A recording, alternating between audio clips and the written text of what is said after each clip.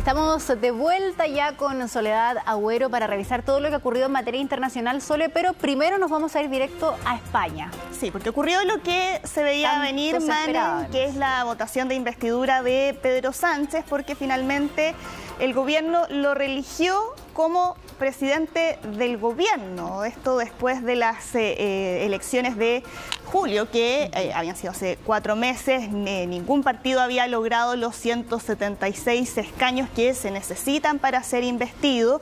El que había tenido mayor votación había sido el Partido Popular, que recordemos que había sido el partido que tenía la primera opción para formar coalición y así llegar a ser gobierno. No lo lograron, le quedaba sí a Pedro Sánchez todavía una oportunidad y finalmente lo logró, y de esta forma logra su tercer mandato como presidente del gobierno en España, en una votación en la que superó los 176 votos, logró 179 votos a favor de un total de 350 diputados, y con toda la tensión que antecedió esta votación. Eso mismo te iba a decir, para llegar a esta votación tuvo que pasar un largo camino de incluso muchas protestas que vimos en diferentes lugares de España. Claro, porque aquí la condición para lograr el apoyo de los partidos independentistas, en particular el partido Junts per Catalunya, había sido el compromiso de someter a votación dentro del Congreso una amnistía a quienes habían sido condenados por el intento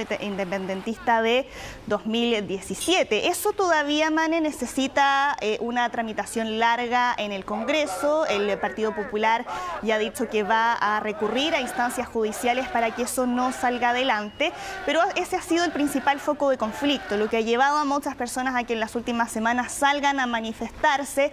El Partido Popular y Vox, los partidos de la oposición, habían hecho un llamado a salir a protestar. La semana pasada hubo manifestaciones afuera de las distintas sedes del PSOE, del partido de Pedro Sánchez, para oponerse a ese acuerdo que dicen que va contra la Constitución, y además le han recordado a Pedro Sánchez que durante la campaña él había dicho que no iba a promover una amnistía, que fue finalmente lo que hizo y que había sido el principal foco de tensión en el debate que habíamos observado ayer previo a la votación de investidura. Falta todavía que se formalice el nombramiento, que eso es algo que le corresponde al rey Felipe VI, pero es algo que debiera ocurrir dentro de esta semana. Perfecto. Vamos ahora a actualizar lo que está pasando en Gaza, porque ya les contábamos ayer de lo que se está viviendo tanto dentro como en los alrededores del hospital Al-Shifa, el principal hospital en Gaza, que queda en el norte de la franja, y con la preocupación que existe por el personal y por los pacientes, y con personal de la Organización Mundial de la Salud y de Naciones Unidas, que han dicho que están ahora tratando de buscar distintas formas de poder evacuar este hospital, pero que se han encontrado aquí con distintas dificultades y que las opciones son muy limitadas en estos momentos por razones logísticas. Primero, no hay suficiente combustible para trasladarlos en ambulancias. También otra de las preguntas es ¿a dónde los van a llevar? Porque aquí el llamado que se ha hecho es a evacuar hacia el sur de Gaza, pero lo que ocurre en los hospitales de esa zona es que están todos colapsados y es muy difícil poder trasladar a pacientes hacia ese lugar. Y por otro lado, aquí dentro de la Organización Mundial de la Salud y el personal médico que opera dentro de la franja de Gaza dice que han perdido todo tipo de comunicación con el personal que se encuentra en ese lugar, y dadas esas condiciones han dicho que están ahí tratando de ver hacia dónde los pueden evacuar, están viendo si es que a Egipto eventualmente, pero esperan que por lo menos dentro de las próximas 24 horas puedan tener ahí alguna novedad sobre ese punto. Se suponía, Sole, que en algún momento Israel iba a dar algún tipo de facilidad para que se pudiera producir la evacuación por lo menos de los recién nacidos, que con la falta de combustible, con la falta de luz, de agua, estaba su vida en riesgo. No sé si Israel se ha pronunciado también con respecto a esto. Sí, las incubadoras no están funcionando ahora, y esa ha sido una de las principales dificultades. Fíjate que aquí en este hospital hay 600 pacientes que todavía no han podido evacuar, incluidos 27 de ellos que están en en condición crítica y son los que tienen la prioridad para evacuar. No ha habido pronunciamiento por parte de Israel, al menos sobre este tema,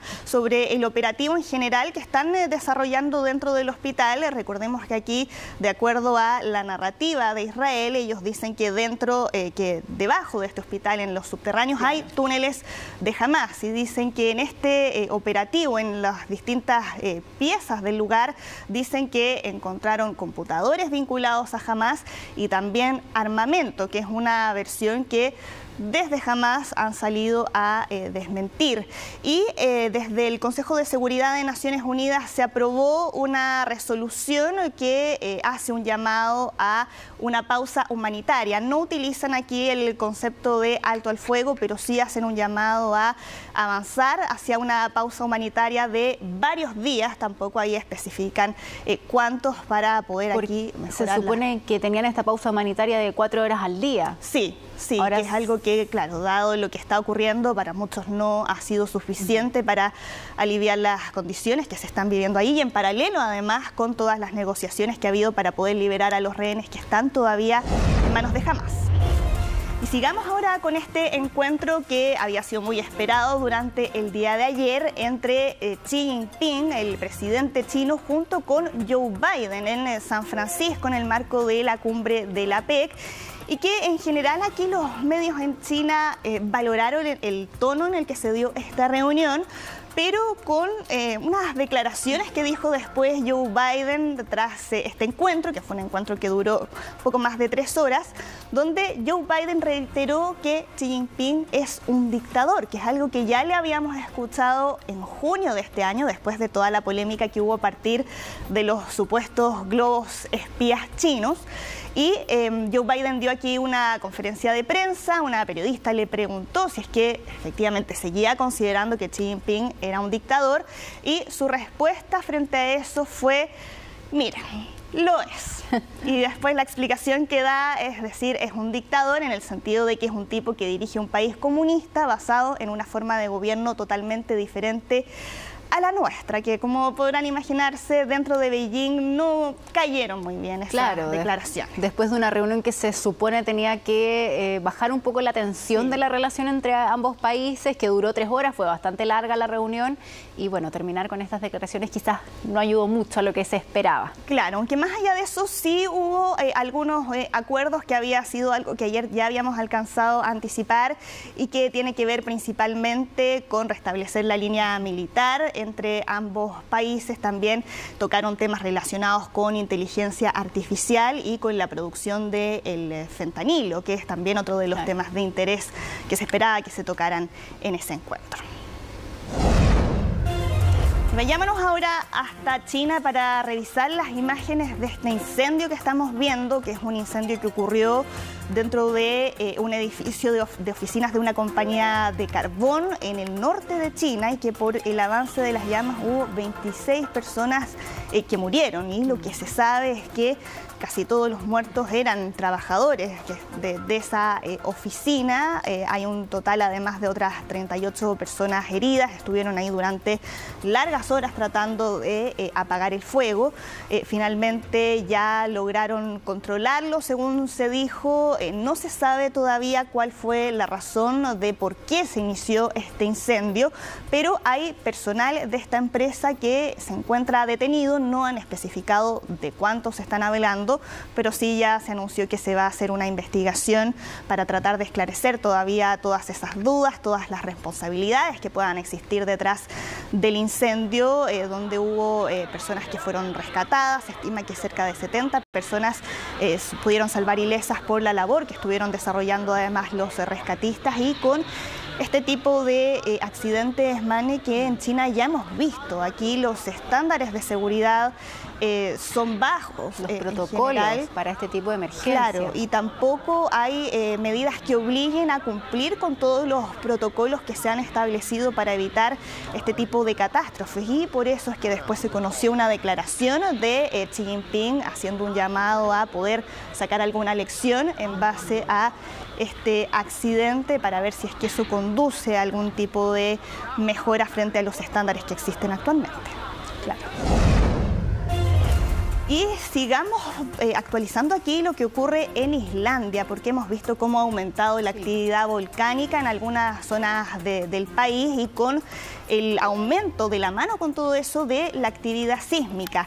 Lo que estamos viendo son las cercanías del volcán Grindavik, que ya evacuaron hace un tiempo, gran parte de sus habitantes siguen las evacuaciones porque se teme que aquí pueda haber una erupción de gran magnitud. Y hemos visto como parte de la ciudad está partida en dos prácticamente por los sismos, por las grietas que se han abierto. Ya son alrededor de 800 sismos en las últimas 24 horas y eso ha hecho que todas estas grietas se sigan profundizando, que sigan apareciendo ahí nuevas grietas desde las cuales está comenzando a emanar vapor. Y han dicho que existe aquí la posibilidad cierta de que esto pueda llevar a una erupción y que desde estas grietas pueda emerger magma, que es eso lo que está manteniendo ahora las autoridades en alerta, porque aquí estamos hablando además de alrededor de 15 kilómetros de magma, que es una cantidad considerable con el riesgo que eso significa para los habitantes de esa zona y con la incertidumbre de cuándo podría emerger ese magma. Y es por eso que aquí los especialistas de la Oficina Meteorológica de Islandia están monitoreando los pulsos eruptivos para poder obtener mayor información. Pero ya gran parte de los habitantes que se encuentran dentro de esa zona de riesgo ya pudieron evacuar. Eso es bueno porque y es importante porque ya llevan varios días, Sole, en esta misma situación. De hecho, hemos ido desde el inicio de la semana informando y mostrando esta situación con las grietas específicamente que se hacen allí en la zona de riesgo del volcán. Y claro, hasta que finalmente estas se van ampliando, hay una parte de la ciudad que se partió en dos, ¿cierto? Prácticamente por estos sismos y lo que llamaba la atención era el humo que salía desde estas grietas y claro, es por el riesgo del magma que de allí pueda emerger en caso de la erupción del volcán. Así que ahí en la imagen aérea además, Sole, se logra apreciar bien cómo están estas grietas y también la evacuación que se ha podido concretar a los ciudadanos de ese lugar. Sí, por ahora además de la evacuación se han levantado algunas vallas en la zona cercana y además hay algunos lugares turísticos cerca de ahí, por ejemplo la Laguna Azul, que es muy famosa entre los turistas que visitan Islandia, que ya está cerrada por las medidas que se han tomado a partir de esta emergencia. Y sigamos ahora con otra imagen que ha generado muchísimo impacto. Estamos viendo ahí a una mujer venezolana en una playa de Cartagena, en Colombia, que murió por el impacto de un rayo. Ella estaba paseando por la playa, se alcanza a ver que se está aproximando una tormenta hasta ahí. Ella estaba paseando tranquilamente y de repente sufre ahí el impacto del rayo. Llegó inmediatamente personal médico, llegaron ambulancias, trataron de reanimarla, durante 45 minutos aproximadamente, pero finalmente murió por un paro cardiorrespiratorio. Y aquí, de acuerdo a cifras que dan desde la CDC en Estados Unidos, las probabilidades de que caiga un rayo en un año determinado a alguien son de 1 en 500.000. Sigamos ahora con este avance de la ciencia, investigadores de Zúrich, en Suiza, que crearon esto que estamos viendo, que es una mano impresa en 3D. Hemos visto cómo este tipo de tecnología se ha estado utilizando para distintos fines, sobre todo médicos, y acá lo que vemos es una prótesis de mano que es de solidificación lenta y eso es lo que hace que sea una pieza muy flexible. Lo que vemos son huesos, son tendones, ligamentos y que se puede doblar y puede ir volviendo a su forma original, que es algo que es muy importante para poder construir estas piezas que puedan ser flexibles y que puedan adaptarse, como es el caso de estos ligamentos de la mano robótica. Pero aquí varios se están preguntando si es que se puede instalar todavía o no dentro de un ser humano. Y lo cierto es que todavía no, todavía faltan algunos avances por desarrollar, pero ya han dicho los científicos que estuvieron detrás de esto que esperan que esto sea el primer paso y que todo este proceso de impresión pueda avanzar hasta que puedan obtener un prototipo determinado y utilizarlo además con otros fines dentro de la medicina también. La ciencia avanza tan rápido que yo creo que en muy poco tiempo ya vamos a tener la noticia que efectivamente se puede... Ya les vamos a estar contando ahí cómo vaya evolucionando la aplicación de este tipo de tecnologías en la medicina.